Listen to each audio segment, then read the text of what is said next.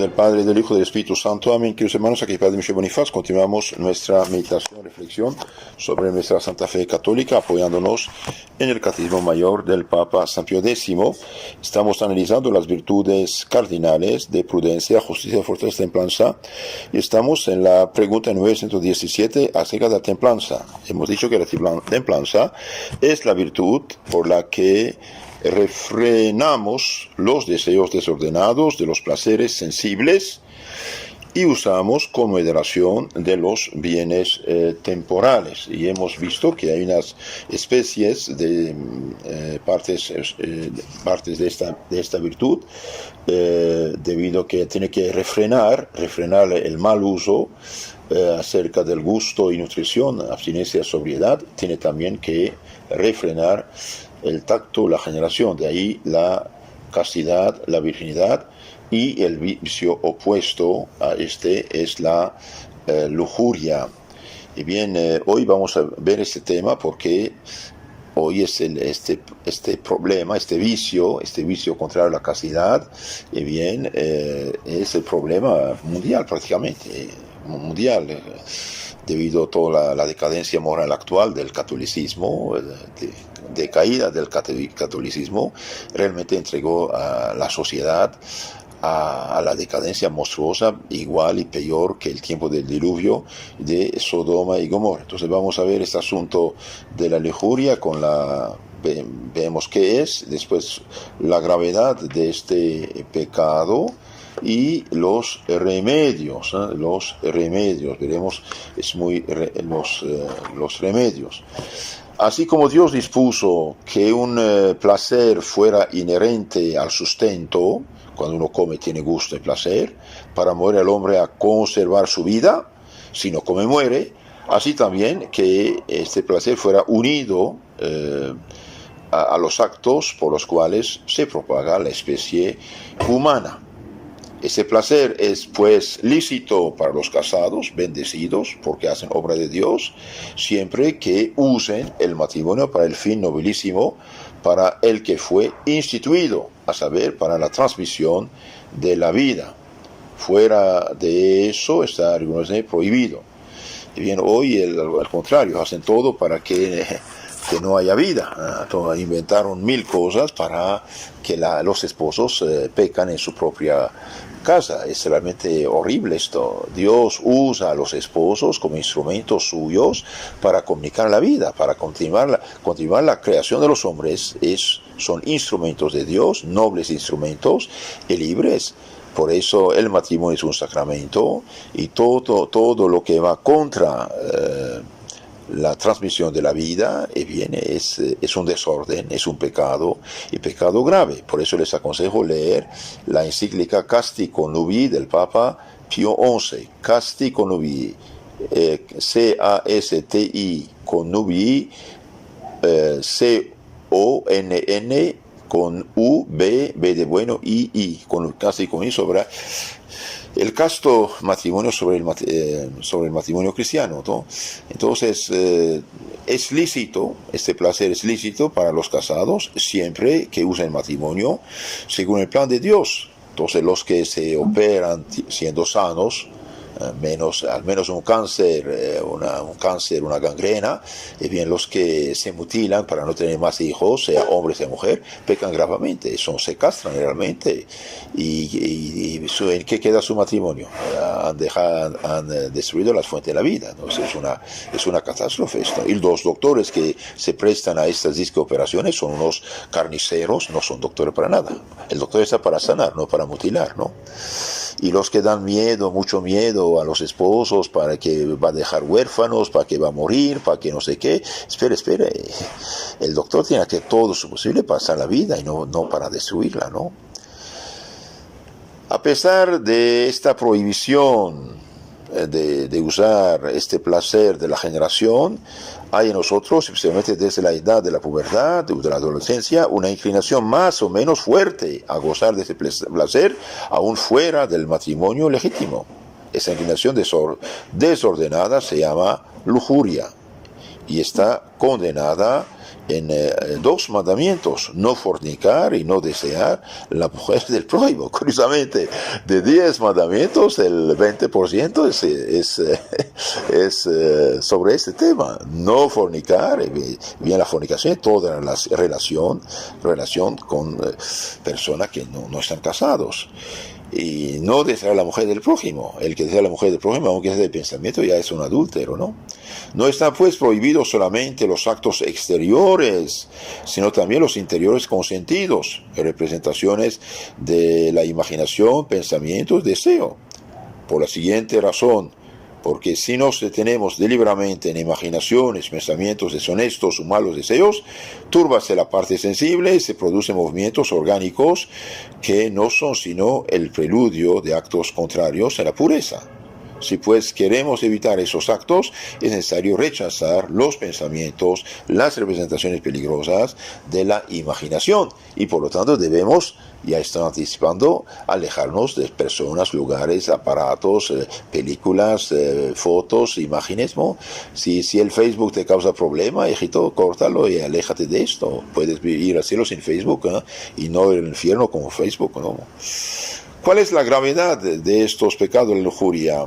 Cuando se intenta y se quiere directamente el placer prohibido, el voluptuoso, se comete pecado mortal, ¿no? Cuando se intenta o se quiere directamente el placer prohibido, el voluptuoso, se comete pecado mortal. Verdaderamente es un grave desorden poner en peligro la propagación de la especie humana. Dios confió a los esposos en el matrimonio, en el santuario del matrimonio, la propagación de la humanidad. Y por lo tanto, cuando se quiere esto, pero contra el fin de Dios, ahí es el pecado. Una vez sentado el principio de que podemos lícitamente procurarnos el goce de la carne con pensamientos, con palabras, con acciones fuera del uso legítimo del matrimonio, sería imposible poner un freno al ardor de esta pasión, cuyas exigencias crecen a medida que se le conceden los gustos que pide, y pronto se frustraría el fin intentado por el Creador. Esto es lo que además demuestra la experiencia. Hartos jóvenes hay que se hicieron incapaces de transmitir la vida por haber abusado de su cuerpo. Por eso, en el placer de la carne directamente querido no puede haber jamás parvedad de materia. Entonces los que quieren gozar de la carne fuera del matrimonio, bien pecan gravemente. Pero hay casos en que, sin intentarlo directamente, produce el placer como consecuencia de ciertos actos por lo demás buenos y cuando menos indiferentes. Si no se consiente en el deleite, y si, por otra parte, hay una razón suficiente para poner el acto que le ocasiona, no tenemos culpa y no hay que alarmarnos. Mas cuando los actos determinantes de esas sensaciones no son ni necesarios ni verdaderamente útiles, como son las lecturas peligrosas, las representaciones teatrales, las películas, las conversaciones frívolas, las danzas lascivas, es evidente que entregarse a ellas es un pecado de imprudencia más o menos grave según la gravedad del desorden que se siguiere y del peligro de consentir en él. Bueno, por eso los santos dicen que el baile lo inventó el diablo, y por eso hoy hacen tantas discotecas para pervertir a la pobre juventud, ¿no? En orden a la perfección no hay después de la soberbia obstáculo más grande para el advenimiento espiritual que el vicio de la impureza. El vicio de impureza impide la santificación, el adherente espiritual, ya sean pecados solitarios, ya pecados cometidos con otras personas, no tardan en producir hábitos tiránicos que paralizan todo intento de perfección e inclinan la voluntad hacia los más groseros placeres. Pierdes el gusto de la oración y de la virtud austera, no se sienten jamás aspiraciones nobles y generosas. Entonces, más una persona cae en este hábito tiránico de la impureza, más se aleja incluso de Dios. Como decía el padre Loring, que yo nunca escuché a alguien decir por qué en Dios hay 3 personas y no 5. Bueno, nadie pregunta esto, pero todas las objeciones son contra la moral. ¿Por qué? Porque quieren disfrutar. Y por eso en tiempo normal cristiano viene un joven de 18, 20 años, estaba casado, tenía su esposo, su esposa, y tenía la perfección de sus sentidos, pero como Dios manda, como Dios manda. Y hoy introdujeron el divorcio y tantas dificultades que pobres jóvenes están condenados a tener una castidad que no tienen. Y nos han enseñado esto. Entonces, ¿qué va a pasar? Pasa lo que no debe pasar, por desgracia. Y por eso también el hecho de que tener un estado ateo, laico, laicista, sin Dios, sin moral, sin mandamientos, que da libertad a todos los vicios y pecados, es grave. Y los católicos, realmente los obispos cardenales que favorecieron esto, pensaban hacer no sé qué, pero eran unos ciegos de primera, no tenían ninguna noción de la antropología cristiana, de lo que es ser cristiano y ser hombre cristiano y salvarse. Entonces, en la medida que el Estado es anticristiano, es ateo, da libertad de todos vicios y pecados, bien, las almas se pierden, y no tienen protección. Por lo tanto, si el Estado no es cristiano, es ateo. Y si es ateo, favorece todos los vicios y pecados. Y por lo tanto, pobres cristianos, en el mundo paganizado, esto causa perdición a las almas, ¿no? Entonces, la lujuria impide la perfección, impide la santificación, quita el gusto a la oración, quita el gusto a los sacramentos, quita el gusto a la misa y todas esas cosas. Y después uno se hace realmente esclavo de estos hábitos tiránicos. El hábito tiránico es vicio, y el vicio es contrario de la virtud. También se apodera por la lujuria del alma el egoísmo. Se apodera el egoísmo, el amor a los parientes, amigos, se debilita y se extingue casi por completo. No queda sino el deseo de gozar, cueste lo que costare, de los placeres de la carne. Es una verdadera obsesión. También se rompe el equilibrio de las facultades, toma el mando del cuerpo y el apetito sensual. La voluntad se convierte en esclava de tan vergonzosa pasión y pronto se revuelve contra Dios, que prohíbe y castiga los malos deleites. Ahí ya se hacen ateos, ¿no? Y toda esta gente hoy que reclama derecho, casar hombre con hombre, ¿qué quieren en lo concreto? Quieren sofocar la voz de su conciencia, que dice andas mal. Entonces quieren legalizar para que no sientan el remordimiento de que hacen mal. No se prohíbe, al contrario, se bendice ese placer, pero en el sacramento del matrimonio, como usado según el plan de Dios. Pronto se dejan sentir los tristes efectos de la abdicación de la voluntad. El entendimiento se embota y debilita, porque ha descendido la vida de la cabeza a los sentidos. Ya no se tiene gusto por los estudios serios, la imaginación no se ocupa sino en cosas rastreras, el corazón se marchita poco a poco, se seca, se endurece, ya no le atraen sino los deleites groseros. Muchas veces el mismo cuerpo queda herido, el sistema nervioso, sobreexcitado por el abuso del placer, se irrita, se debilita y no sirve para la función suya de regulación y de defensa. Los diversos órganos no funcionan sino imperfectamente. Hácese mal la nutrición, las fuerzas se debilitan y queda el lujurioso amenazado de consumición. Es evidente que un alma tan desequilibrada, animando a un cuerpo débil, no puede soñar con la perfección. Aléjase de ella de día en día. Por muy feliz ha de tenerse, si logra deshacerse a tiempo de la pasión y asegurar por lo menos su salvación. Importa mucho, pues, indicar algunos remedios de tan repugnante vicio. Veamos ahora los remedios. Para vencer pasión tan nociva es menester ideas firmes, huir las ocasiones peligrosas, la mortificación y la oración de los sacramentos.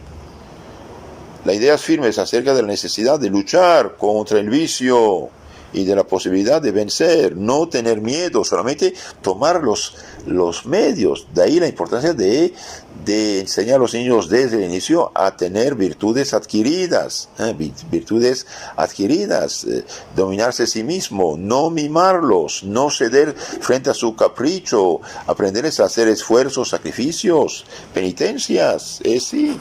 Si el niño sabe que el comer esa cosa que no le gusta hace un sacrificio, se fortalece, lo hará. Si el niño sabe que el no comer esa cosa que le gusta mucho y comer la que no le gusta, da gusto a Jesús, ayuda a los difuntos o ayuda a los pecadores a salvarse, lo hará y se fortalecerá. Pero los papás que ceden delante de los caprichos realmente están muy equivocados. Entonces, tener ideas firmes acerca de la necesidad de luchar contra el vicio y la posibilidad de vencerlo. Lo que dijimos acerca de la gravedad del pecado de lujuria muestra cuán necesario es que huyamos de él si no queremos exponernos a eterna condenación. Bien, que hermanos, es algo grave. El pecado mortal abre la puerta de la eterna condenación. A esto pueden añadirse las razones sacadas de San Pablo.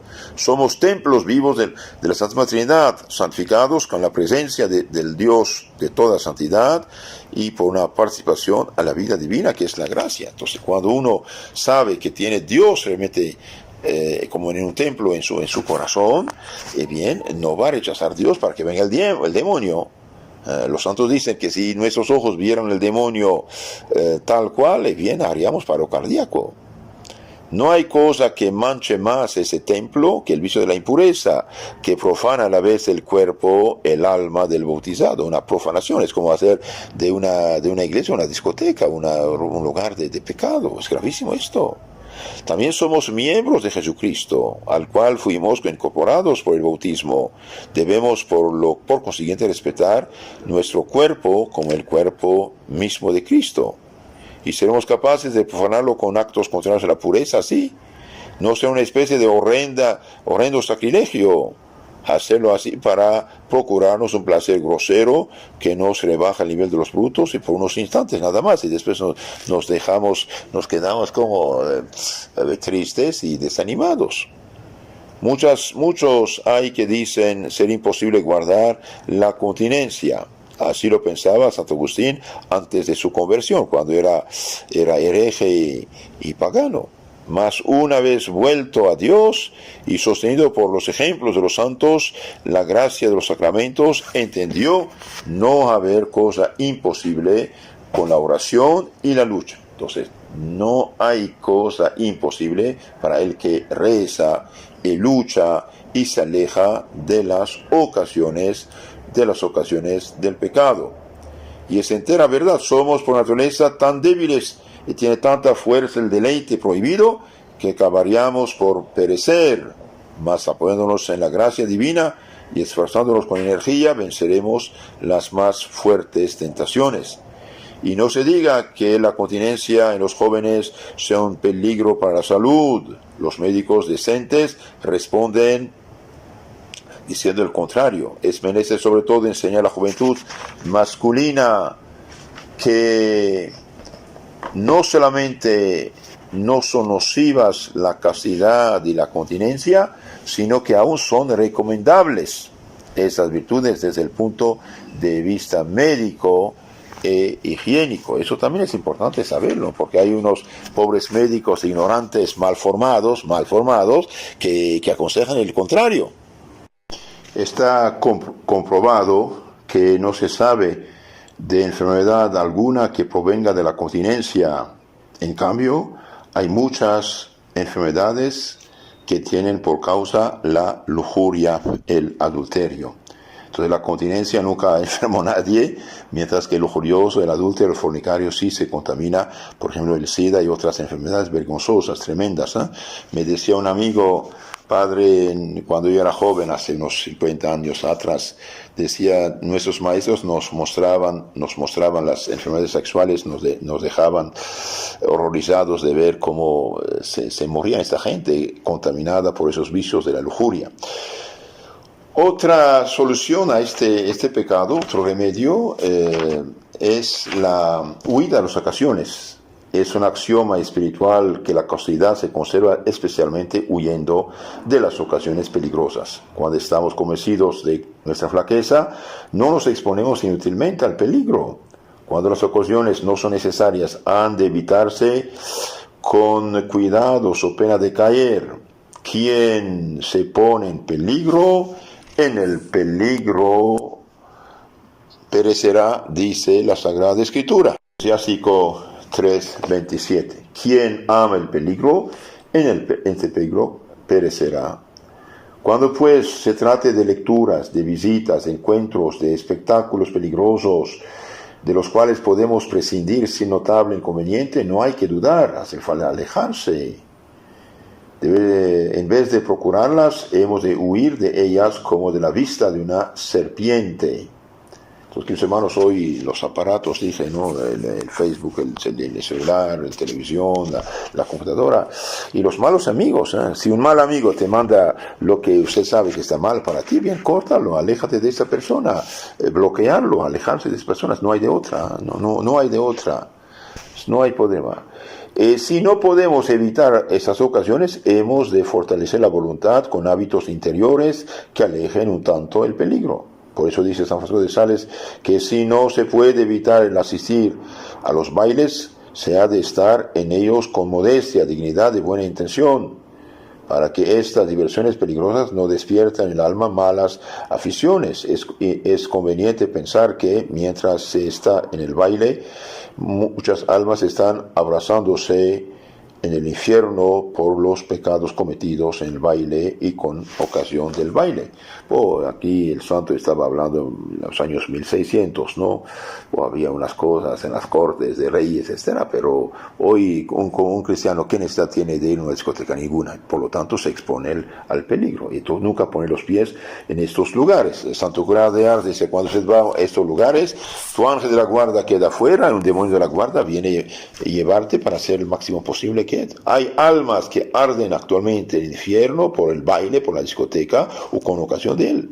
Cuánta mayor verdad no será eso. Hay que danzas exóticas, lúbricas que han invadido muchos salones. Esto no es digno de un cristiano. No es una, por ejemplo, una boda. Después de haberse casado por la iglesia, comulgado, y después toda lucha en borrachera, en baile, en eso, aquello. Pero esto no es cristiano.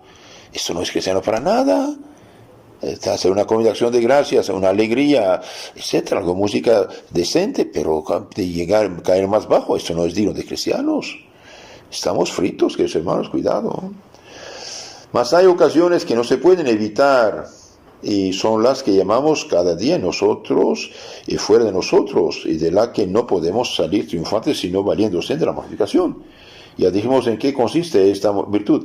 Tenemos que alejarnos, por ejemplo, en la calle, ¿qué hacemos? Una pobrecita mal vestida, paganizada, no te fijes, hija, que Dios te bendiga y punto. ¿Para qué fijarse con ella y fotografiarla con su imaginación? Eso no es cristiano. Hemos de mortificar mucho la vista, porque las miradas imprudentes encienden los malos deseos, y esto arrastran a la voluntad. Por eso dice nuestro Señor que quien mirara a una mujer para desearla, ya cometió en ella el adulterio. Eso lo dice Cristo, nuestro Señor, y Cristo no habla para decir cualquier cosa. Es San Mateo 5:28. El que se fija en una mujer mal vestida, ya cometió adulterio en su corazón, deseándola. Por lo tanto, toda mujer cristiana debe vestirse correctamente, cubrir su cuello, sus espaldas, sus hombros. Cuando está sentada, tener las rodillas cubiertas, jamás arriba. Cuando está sentada, si la rodilla no está cubierta, no es digno. También evitar esos pantalones sensuales de mezclilla u otros, y de licra o short, eso no conviene. Incluso en la misma familia debemos ser vestido. Uno es cristiano las 24 horas y donde quiera que esté. Y nuestro Señor dice, si nuestro ojo derecho es ocasión de escándalo, debemos cortarlo, arrancarlo. No es poco lo que dice, arrancarlo. San Mateo 5:29. La modestia de los ojos es hoy tanto más necesaria cuanto que por todas partes podemos encontrarnos con personas o cosas a propósito para excitar la tentación.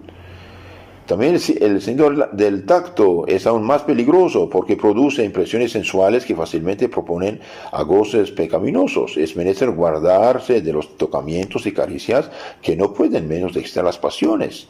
También debemos mortificar la imaginación.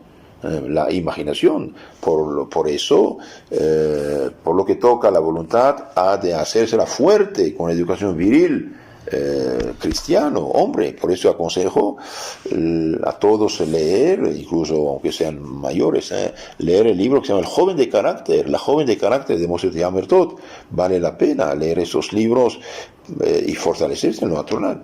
También hemos de mortificar, además la vista, el tacto, la imaginación, el corazón, por medio de la lucha contra las amistades sensibles y peligrosas. Por ejemplo, una pobre jovencita de 16 años, pobre 17, para no decir 15, ¿no? ¿Para qué te pones de novia durante 10 años? Espere. Un noviazgo son unos meses de preparación cristiana para fundar una familia, no para exponerse durante años y años a esto. Y los papás que dejan a su hijo o su hija ir de vacaciones y salir días y noches fuera con el disque novio o novia, los exponen al peligro cierto de pecado, es grave esto. Entonces debemos mortificar también el corazón. Llegará el momento en que los que se preparan para el matrimonio se unirán con amor legítimo, pero que ha de seguir siendo casto y sobrenatural. Habrán de evitar, pues, las muestras de afecto que pudieran ser contrarias a las leyes de la indecencia. Tendrán muy presente que su unión para que Dios la bendiga ha de ser pura. Pero padre, vamos a casarnos de todo modo. Espere, bueno, mientras no sean casados no son nada, son dos cristianos que pretenden hacer una familia. Es pecado grave. En cuanto a los que aún son demasiado jóvenes para pensar el matrimonio, han de estar muy alerta contra las aficiones sensibles, sensuales, que traen la malicia al corazón y le disponen para peligrosas concesiones. No se puede jugar con el fuego. El que toca el fuego se quema. Y además, si el esposo exige de la que ha de ser su mujer pureza de corazón, ¿por qué no ha de guardar también puro el suyo? Sí, si el novio exige, pero de la novia, pues, él también tiene que guardarse puro y casto. Por último, una de las mortificaciones más a propósito es el aplicarse con energía y con constancia al cumplimiento de las obligaciones del propio Estado. La ociosidad es mala consejera. El trabajo, por contrario, absorbe toda nuestra actividad, aparta de nuestra imaginación, de nuestro espíritu, de nuestro corazón, los objetos peligrosos. Lo he dicho ya, lo repito, cuidado con esos aparatos, cuidado con esos aparatos.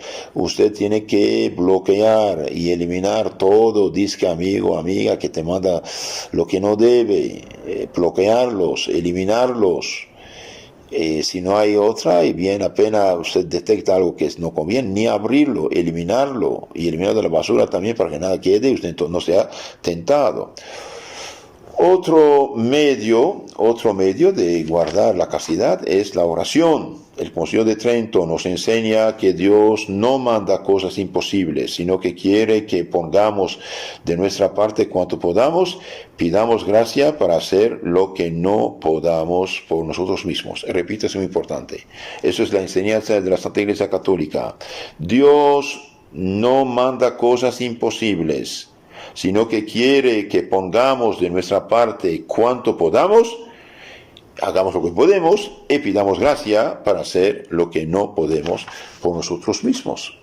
Esto ha de aplicarse especialmente a la castidad, que para la mayor parte de los cristianos, aún para los constituidos en el santo estado del matrimonio, ofrece dificultades especiales.